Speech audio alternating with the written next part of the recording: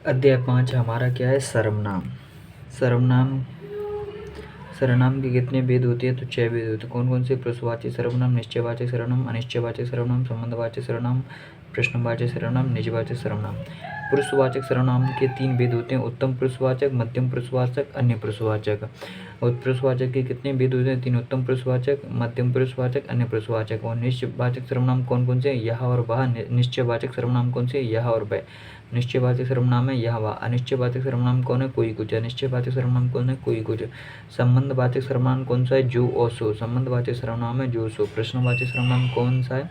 कौन क्या। प्रश्नवाचक सर्वनाम कौन सा है? कौन क्या। और निजवाचक सर्वनाम कौन सा है? आप, अपना, अपने, आप ही। निजवाचक सर्वनाम है आप, अपना, अपने, आप ही। सर्वनाम। सर्वनाम एक विकारी शब्द है। सर्वनाम कैसा शब्द है? एक विकारी शब्द है जो कि 2 शब्दों सर्व प्लस नाम से मिलकर बना है। सर्वनाम एक विकारी शब्द है जो कि 2 शब्दों सर्व प्लस नाम से मिलकर बना है, जिसमें सर्व का अर्थ है सबका, अर्थात सर्वनाम का शाब्दिक अर्थ है सबका नाम। तो सर्वनाम का शाब्दिक अर्थ क्या है? सबका नाम। तो सर्वनाम क्या है? एक विकारी शब्द है। और सर्वनाम किन शब्दों से मिलकर है? सर्व प्लस नाम से मिलकर बना है, जिसमें सर्व का अर्थ क्या होता है? सबका, और अर्थात सबका सर्वनाम। सर्वनाम का प्रयोग किसी विशेष व्यक्ति के लिए नहीं किया जाता है, बल्कि संज्ञा शब्दों की पुनरावृत्ति को रोकने के लिए किया जाता है। तो सर्वनाम का प्रयोग क्यों किया जाता है? तो संज्ञा शब्दों की पुनरावृत्ति रोकने के लिए सर्वनाम का प्रयोग किया जाता है। तो सर्वनाम का प्रयोग किसी विशेष व्यक्ति के लिए नहीं किया जाता है, बल्कि संज्ञा शब्दों की पुनरावृत्ति को रोकने के लिए किया जाता है। परिभाषा। वह विकारी शब्द जो पूर्वापर संबंध से किसी भी संज्ञा के बदले आता है, उसे सर्वनाम कहते हैं। तो सर्वनाम किसे कहते हैं?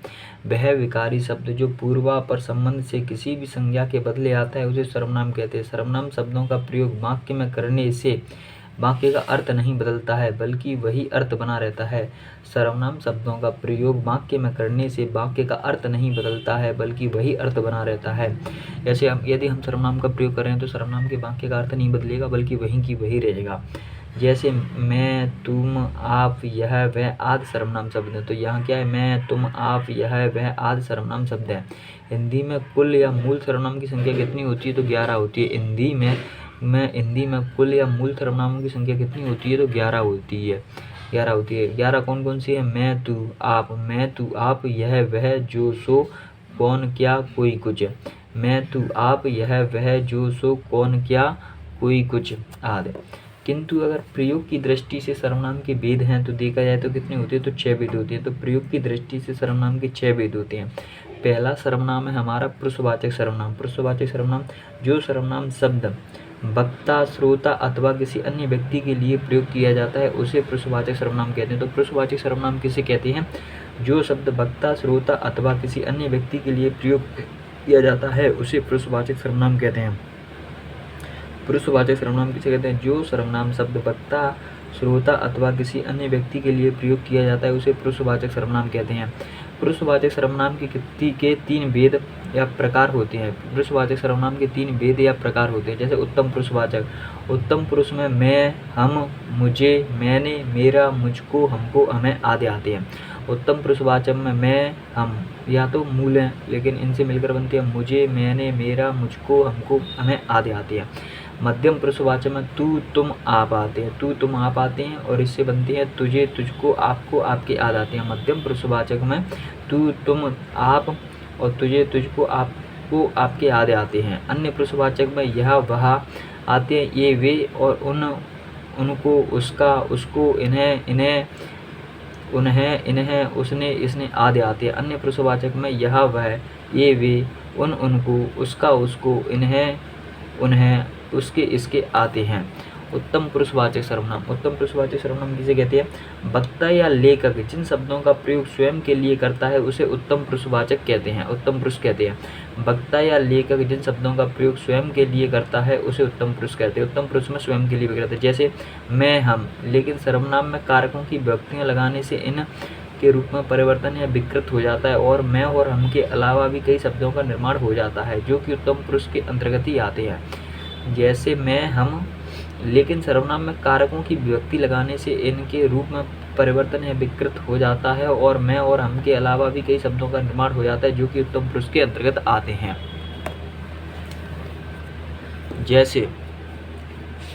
जैसे मैं, हम, मुझे, मेरा, मुझको, मैंने, हमें, हमको आदि। जैसे मैं, हम, मुझे, मेरा, मुझको, मैंने, हमको आदि। मैं बनारस जा रहा हूँ एग्जाम्पल है, यहाँ मैं या खुद की बात हो रही है, स्वयं की बात हो रही है। हम ताजमहल जा रहे हैं यानी हमारी स्वयं की बात हो रही है, तो यहाँ पर क्या उत्तम पुरुषवाचक सर्वनाम है। दूसरा है हमारा मध्यम पुरुषवाचक, जिन सर्वनाम शब्दों का प्रयोग बोलने वाले वक्ता या लेखक सुनने वाले पाठक या श्रोता के लिए करता है उन्हें मध्यम पुरुषवाचक कहते हैं। मध्यम पुरुषवाचक सर्वनाम कहते हैं। मध्यम पुरुष को होता है जिन सर्वनाम शब्दों का प्रयोग बोलने वाला यानी वक्ता या लेखक सुनने वाला पाठक या श्रोता के लिए करता है, यानी सुनने वाले या पाठक या श्रोता के लिए करता है, उन्हें मध्यम पुरुषवाचक सर्वनाम कहते हैं। जैसे तू, तुम, आप। लेकिन सर्वनाम में कारक की विभक्तियों लगाने से इनके रूप में परिवर्तन विकार हो जाता है और तू, तुम, आप के अलावा भी कई शब्दों का निर्माण हो जाता है जो कि मध्यम पुरुषवाचक के अंतर्गत है। जैसे तू, तुम, आप, तुझे, तुमको, आपके, आपको आदि। तू, तुम, आप, तुझे, तुझको, आपके, आपको आदि। जैसे तू, तुम, आप। लेकिन सर्वनाम में कारकों की विभक्ति लगाने से इनके रूप में परिवर्तन या विकार हो जाता है और तू, तुम, आप के अलावा भी कई शब्दों का निर्माण हो जाता है जो कि मध्यम पुरुष के अंतर्गत ही आते हैं। जैसे तू, तुम, आप, तुझे, तुमको, आपके, आपको आदि। जैसे आप अंदर आकर बैठिए, तो यहाँ पर सुनने वाले की बात हो रही है। आपको क्या पसंद है, तो आपको कैसे बोलते हैं जो सुनता है उसे। क्या आप घर पर भी आएंगे, तो यहाँ पर क्या है, यहाँ मध्यम पुरुषवाचक सर्वनाम है। अन्य पुरुषवाचक सर्वनाम। अन्य पुरुषवाचक सर्वनाम जिन सर्वनाम शब्दों का संबंध वक्ता बोलने वाले और श्रोता सुनने वालों से ना होकर किसी अन्य से हो, किसी थर्ड पर्सन से हो, उन्हें अन्य पुरुष कहते हैं। अर्थात अन्य पुरुष शब्दों का प्रयोग बोलने एवं सुनने वालों की ना करके किसी अन्य व्यक्ति के लिए किया जाता है। अन्य पुरुषवाचक सर्वनाम क्या है, जिन सर्वनाम शब्दों का संबंध वक्ता बोलने वाला और श्रोता सुनने वालों से ना होकर किसी अन्य से हो, उन्हें अन्य पुरुष कहते हैं। अर्थात अन्य पुरुष शब्दों का प्रयोग बोलने एवं सुनने के लिए ना करके अन्य के लिए किया जाता है। जैसे यह, वह, ए, वे। जैसे यह, वह, ए, वे। जैसे यह, वह, ए, वे। यहाँ क्या कर रहा है, वह क्रिकेट खेल रहा है।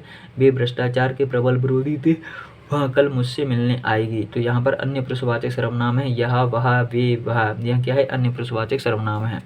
अब दूसरे नंबर का है हमारा निश्चयवाचक या संकेतवाचक सर्वनाम। निश्चयवाचक सर्वनाम को हम संकेतवाचक सर्वनाम कहते हैं क्योंकि यहाँ संकेत देने का कार्य करता है। तो निश्चयवाचक निश्चयवाचक सर्वनाम या संकेतवाचक सर्वनाम ऐसे किसे कहते हैं, ऐसे सर्वनाम शब्द जो निकट, पास या दूर स्थित किसी व्यक्ति या वस्तु की ओर निश्चय पूर्वक संकेत करे उसे निश्चयवाचक सर्वनाम कहते हैं। ऐसे सर्वनाम शब्द जो निकट, पास या दूर स्थित किसी वस्तु या व्यक्ति या वस्तु की ओर निश्चय पूर्वक संकेत करे उसे निश्चयवाचक सर्वनाम कहते हैं। जैसे यह, वह बहुत अच्छा लड़का है, तो लड़का की ओर संकेत कर रहा है। इस पुस्तक को देखे यह कितनी अच्छी है, तो पुस्तक की ओर संकेत किया जा रहा है, तो यह क्या है, निश्चयवाचक सर्वनाम है।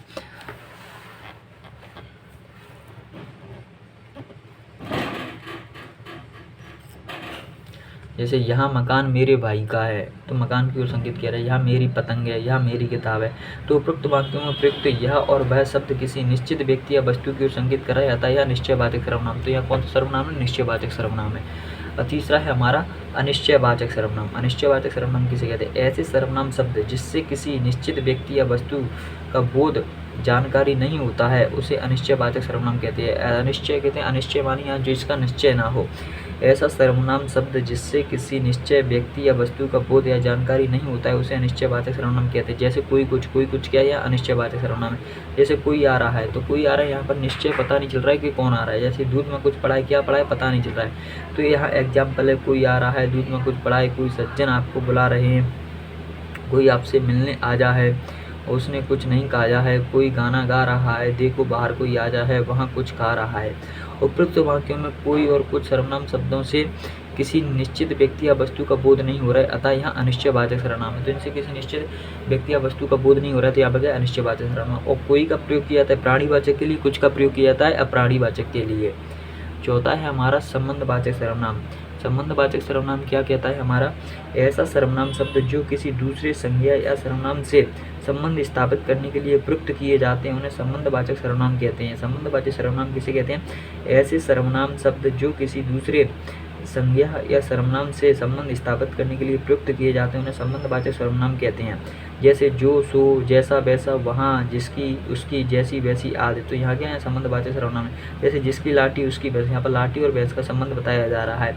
जैसे जो करेगा सो भरेगा, करेगा और भरेगा के बीच संबंध है। जैसी करनी वैसी भरनी के बीच में संबंध है। जो सोता सो होता है, और जिसने परिश्रम किया वह सफल होता है। जैसा करोगे वैसा भरोगे। जिसको आपने बुलाया था वहाँ बाजार गया है। उपरोक्त वाक्यों में जिसकी उसकी जो सो जैसी वैसी जिसने वहाँ जैसा वैसा जिसको वह आदि संबंध स्थापित करने का कार्य करता है। यहाँ सभी संबंधवाचक सर्वनाम है। यहाँ क्या है, संबंधवाचक सर्वनाम है। और संबंधवाचक सर्वनाम का प्रयोग हमें लोकोक्तियों में भी देखने को मिलता है।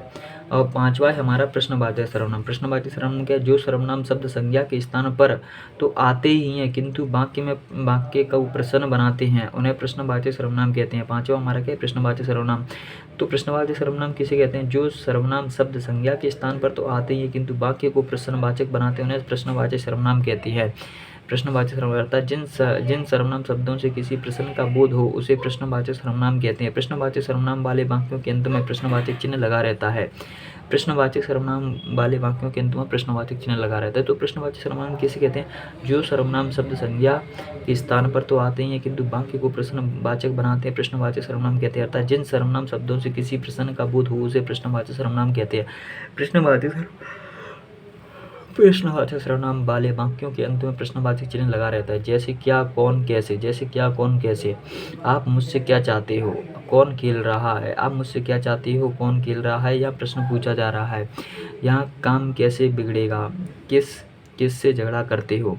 क्या कौन किसे, किस शब्द वाक्य में प्रश्न पूछने का कार्य कर रहे हैं, अतः यह प्रश्नवाचक सर्वनाम है। इसमें क्या कौन किसे किस किस शब्द वाक्य में प्रश्न पूछने कार्य कर रहे हैं, ये प्रश्नवाचक सर्वनाम है।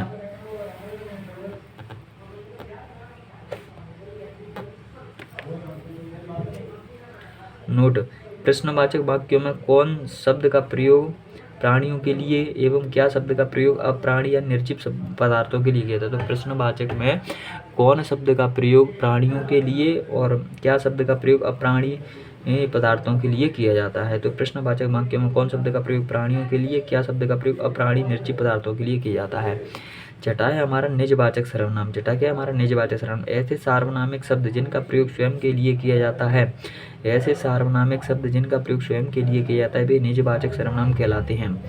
ऐसे सार्वनामिक शब्द जिनका प्रयोग स्वयं के लिए किया जाता है वे निजवाचक सर्वनाम कहलाते हैं। या ऐसे सार्वनामिक शब्द जो तीनों पुरुषों उत्तम, मध्यम एवं अन्य में निजता या निजत्व का बोध कराते हैं वे सभी निजवाचक सर्वनाम कहलाते हैं। ऐसे सार्वनामिक शब्द जिनका प्रयोग स्वयं के लिए किया जाता है यानी खुद के लिए किया जाता है वह निजवाचक सर्वनाम कहलाते हैं और निजवाचक सर्वनाम कहलाते हैं। या ऐसे सार्वनामिक शब्द जो तीनों पुरुषों उत्तम, मध्यम एवं अन्य में निजता का बोध कराते हैं वे सभी निजवाचक सर्वनाम कहलाते हैं। जैसे आप, अपना, अपने, आप ही, स्वयं, निज, खुद, स्वतः, यहाँ सब क्या है निजवाचक सर्वनाम है। जैसे मैं यहाँ काम स्वयं करूँगा यह निजवाचक सर्वनाम है। वहाँ अब दूसरों को नहीं बल्कि अपने आप को सुधार रहा है, निजवाचक सर्वनाम। मैं अपने आप चला जाऊंगा, यहाँ निजवाचक सर्वनाम। सफलता पाने के लिए तुम स्वयं कठोर परिश्रम करना पड़ेगा, यह निजवाचक सर्वनाम है। मैं आप ही खा लूँगा, मैंने इस समस्या का समाधान खुद ही निकाला। तो इन सभी में क्या है, यह निजवाचक सर्वनाम है क्योंकि यहाँ खुद की बात हो रही है। अब सर्वनाम की कारक रचना या रूप रचना। सर्वनाम की कारक रचना या रूप रचना। तो मैं उत्तम पुरुषवाचक की रचना। जैसे उत्तम पुरुषवाचक क्या, मैं, तो इसका कर्ता में एक वचन मैं और मैंने होगा लेकिन बहुवचन क्या होगा, हम और हमने। कर्म में एक वचन इसका मुझे और मुझको होगा लेकिन बहुवचन में क्या होगा, हमें और हमको। कर्ण में इसका एक वचन होगा मुझसे और बहुवचन में हमसे। संप्रदान में इसका एक वचन होगा मुझसे, मेरे लिए और बहुवचन में हमें, हमारे लिए होगा। अपादान में इसका एक वचन मुझसे और बहुवचन में हमसे होगा। संबंध में एक वचन मेरा, मेरी, मेरे और बहुवचन में हमारा, हमारे, हमारी होगा। अधिकरण में मुझ पर एक वचन होगा, बहुवचन हम पर बहुवचन होगा। ऐसे ही यह तू मध्यम पुरुषवाचक। तू मध्यम पुरुषवाचक में कर्ता में एक वचन होगा तू, तूने, बहुवचन होगा तुम, तुमने, तुम लोगों ने। कर्म में एक वचन होगा तुझको, तुझे और बहुवचन होगा तुम्हें, तुम लोगों को। करण में तुझसे, तेरे, द्वारा एक वचन है और तुमसे, तुम्हारे, से, तुम लोगों से बहुवचन होगा। संप्रदान में क्या होगा, संप्रदान में एक वचन तुझको, तेरे लिए, तुझे और बहुवचन में होगा तुम्हें, तुम्हारे लिए, तुम लोगों के लिए। अपादान में होगा एक वचन तुझसे और बहुवचन होगा तुमसे, तुम लोगों से। संबंध में होगा एक वचन तेरा, तेरी, तेरे। बहुवचन होगा तुम्हारा, तुम्हारी, तुम लोगों का, तुम लोगों की। अधिकरण में होगा तुझ पे, तुझ में, तुझ पर। और बहुवचन में होगा तुम में, तुम लोगों में, पर। वहाँ अन्य अन्य पुरुषवाचक, वह अन्य पुरुष। कर्ता में एक वचन होगा वह और उसने, बहुवचन होगा वे और उन्होंने। कर्म में एक वचन होगा उसे और उसको, और बहुवचन होगा उन्हें और उनको। करण में एक वचन होगा उससे, उसके द्वारा, बहुवचन होगा उनसे, उनके द्वारा। संप्रदान में एक वचन होगा उसको, उसे, उसके लिए, बहुवचन होगा उनको, उन्हें, उनके लिए। अपादान में एक वचन होगा उससे, बहुवचन होगा उनसे। संबंध में एक वचन होगा उसका, उसकी, उसके, बहुवचन होगा उनका, उनकी, उनके। अधिकरण में होगा उसमें एक वचन, उस पर एक वचन, उनमें और उन पर बहुवचन होगा। आप आधार सूचक, आप क्या है? आधार सूचक शब्द है। यह कर्ता एक वचन में क्या होगा? कर्ता का कारक में, कर्ता कारक में आपने एक वचन, बहुवचन होगा आप लोगों ने। कर्म में एक वचन होगा आपको, बहुवचन होगा आप लोगों को। करण में एक वचन होगा आपसे, बहुवचन होगा आप लोगों से। और संप्रदान में एक वचन होगा आपको, आपके लिए, बहुवचन होगा आप लोगों को, आप लोगों के लिए। अपादान में एक वचन होगा आपसे, बहुवचन होगा आप लोगों से। और संबंध में एक वचन होगा आपका, आपकी, आपके, बहुवचन होगा आप लोगों का, आप लोगों की। अधिकरण में एक वचन होगा आप में, आप पर, और बहुवचन होगा आप लोगों में, आप लोगों पर। यह किसके लिए होता है? निकटवर्ती के लिए। यह किसके लिए होगा? निकटवर्ती के लिए। कर्ता का एक वचन होगा यह, इसने, बहुवचन होगा ये, इन्होंने। कर्म का एक वचन होगा इसको, इसे, बहुवचन होगा ये, इनको, इन्होंने। करण का एक वचन होगा इससे, बहुवचन होगा इनसे। संप्रदान में एक वचन होगा इसे, इसको, बहुवचन होगा इन्हें, इनको। अपादान में एक वचन होगा इससे, बहुवचन होगा इनसे। संबंध में एक वचन होगा इसका, की, के, बहुवचन होगा इनका, की, के। अधिकरण में एक वचन होगा इसमें, इस पर, और बहुवचन होगा इनमें, इन पर। कोई अनिश्चयवाचक, कोई अनिश्चयवाचक सर्वनाम का कर्ता का एक वचन होगा कोई, किसने, बहुवचन होगा किन्हीं ने। कर्म का एक वचन होगा किसी को, और बहुवचन होगा किन्हीं को। करण का एक वचन होगा किसी से, बहुवचन होगा किन्हीं से। संप्रदान का एक वचन होगा किसी को, किसी के लिए, बहुवचन होगा किन्हीं को, किन्हीं के लिए। अपादान का एक वचन होगा किसी से, बहुवचन होगा किन्हीं से। संबंध का एक वचन होगा किसी का, किसी की, किसी के, बहुवचन होगा किन्हीं का, किन्हीं की, किन्हीं के। अधिकरण में एक वचन होगा किसी में, किसी पर, बहुवचन होगा किन्हीं में, किन्हीं पर। परीक्षा उपयोगी महत्वपूर्ण। सर्वनाम के कुल कितने भेद होते हैं? 6 भेद होते हैं। कितने भेद होते हैं? 6। कोई, कुछ, यहाँ अनिश्चयवाचक सर्वनाम है। सब, कोई, सब कुछ, कोई भी, कोई, और, जो कोई, और कोई, और कुछ, कोई एक, हर कोई, जो कुछ, कोई ना कोई, कुछ ना कुछ, कुछ कुछ, कोई आदि यहाँ संयुक्त सर्वनाम। यहाँ सभी के यहाँ संयुक्त सर्वनाम है। डॉक्टर दिमित्सिट्स ने संयुक्त सर्वनाम नामक एक पृथक्करण श्रेणी का उल्लेख किया। किसने किया है? डॉक्टर दिमित्सिट्स ने। संयुक्त सर्वनाम स्वतंत्र रूप से अथवा संज्ञा शब्दों के मेल से बनते हैं। संयुक्त सर्वनाम स्वतंत्र रूप से अथवा संज्ञा शब्दों के मेल से बनते हैं। संयुक्त सर्वनाम स्वतंत्र रूप से लेकिन संज्ञा शब्दों के मेल से बनते हैं। और सर्वनाम का रूपांतरण पुरुष, वचन एवं कारक के आधार पर होता है। सर्वनाम का रूपांतरण पुरुष, वचन एवं कारक के आधार पर होता है। सर्वनाम का रूपांतरण कैसे होता है? पुरुष, वचन एवं कारक के आधार पर। सर्वनाम में 7 कारक होते हैं, इसमें संबोधन कारक नहीं आता है। तो सर्वनाम में 7 कारक होते हैं, इसमें संबोधन कारक नहीं आता है। यहाँ वह निश्चयवाचक सर्वनाम है। आप, अपना, अपने, आप, स्वयं निजवाचक सर्वनाम है। हिंदी भाषा में कुल 11 सर्वनाम होते हैं। जो सर्वनाम संज्ञा शब्दों के मेल से बनते हैं उन्हें संयुक्त सर्वनाम कहते हैं। जो सर्वनाम संज्ञा शब्दों के मेल से बनते हैं उन्हें संयुक्त सर्वनाम कहते हैं। सर्वनाम विकारी शब्द हैं। पुरुषवाचक सर्वनाम के 3 भेद हैं: उत्तम पुरुषवाचक, मध्यम पुरुषवाचक एवं अन्य पुरुषवाचक। यद्यपि सर्वनाम विकारी शब्द है परंतु लिंग के कारण इसमें परिवर्तन नहीं होता है। यद्यपि सर्वनाम विकारी शब्द है परंतु लिंग के कारण इसमें परिवर्तन नहीं होता है। यद्यपि सर्वनाम विकारी शब्द है परंतु लिंग के कारण इसमें परिवर्तन नहीं होता है। सर्वनाम में वचन एवं कारक के आधार पर विकार परिवर्तन होता है। सर्वनाम में वचन एवं कारक के आधार पर विकार एवं परिवर्तन होता है। सर्वनाम का पद परिचय बताते समय सर्वनाम के भेद, पुरुष, लिंग, वचन, कारक और अन्य पदों से उसका संबंध बताना जरूरी होता है। सर्वनाम का पद परिचय बताते समय सर्वनाम के भेद, पुरुष, लिंग, वचन, कारक और अन्य पदों से उसका संबंध बताना जरूरी होता है। यहाँ पर हमारी सर्वनाम की क्लास खत्म होती है। जय हिंद, जय भारत।